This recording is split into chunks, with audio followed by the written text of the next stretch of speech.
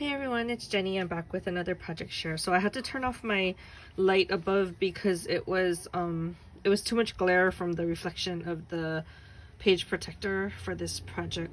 What is it called? Pocket letter that I made. So I'm sorry. I will try to brighten it when I if I edit it a little bit. But anyway, I just wanted to share with you what I made. So my friend Kyoko and I, hi Kyoko, I'm gonna be seeing her soon, and I wanted to just get this done for when we meet up. So we haven't seen each other in over a year, and since we were at home and we started crafting again, I was asking my friends if they wanted to do swaps. Well, actually, I didn't ask them. No, I didn't. So anyway, we were talking about something. I can't remember what it was, and she was telling me how she was into the memory decks thing. And so I told her, oh, well, I'll swap with you. So we did a swap earlier around Christmas time, I think.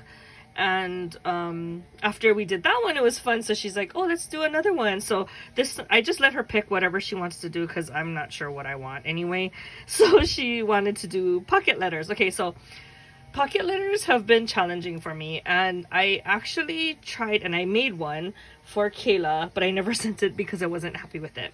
And since then, I was a little discouraged about trying to do another pocket letter. But since Kyoko wanted to do a pocket letter, I was like, okay, I'm gonna just give it another shot. So this is my second shot, and I'm pretty happy with it. So I think the hard part for me about pocket letters is just like knowing when to do it inside the pocket and when to do it outside the pocket, and being free about all of that. And so anyway, that was, once I figured a lot more of that out, I think it was a lot easier for me to do it. So anyway, I chose, okay, so she told me to choose the theme.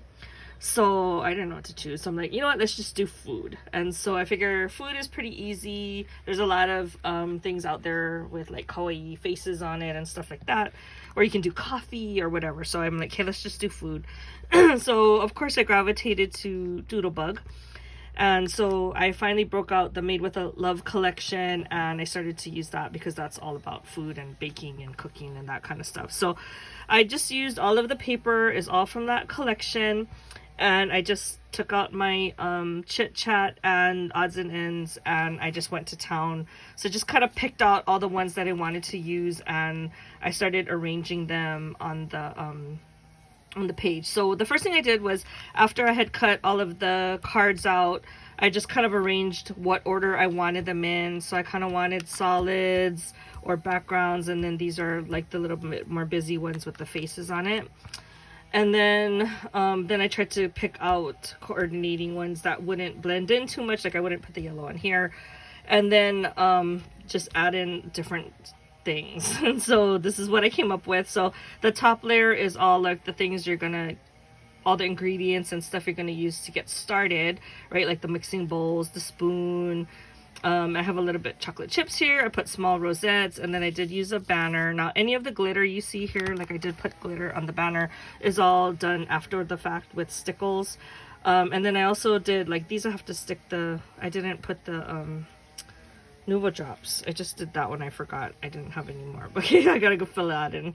I just put flowers in wherever I had mistakes. so Kyoko, now you know my secret.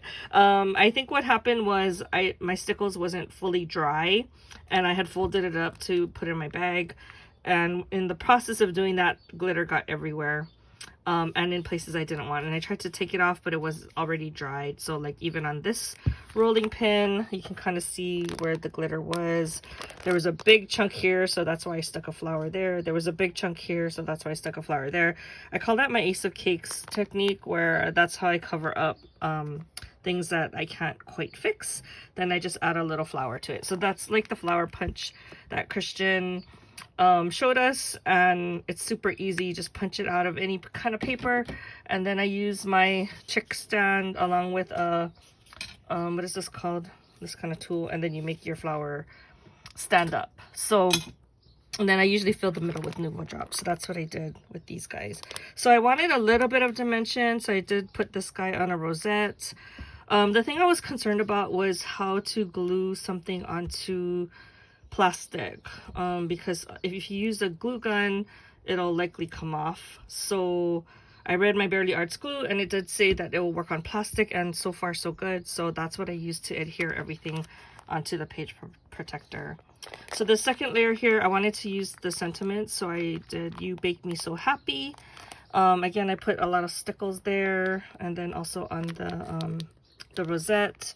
And then I chose the rolling pin because he was long that went with it, or she was long.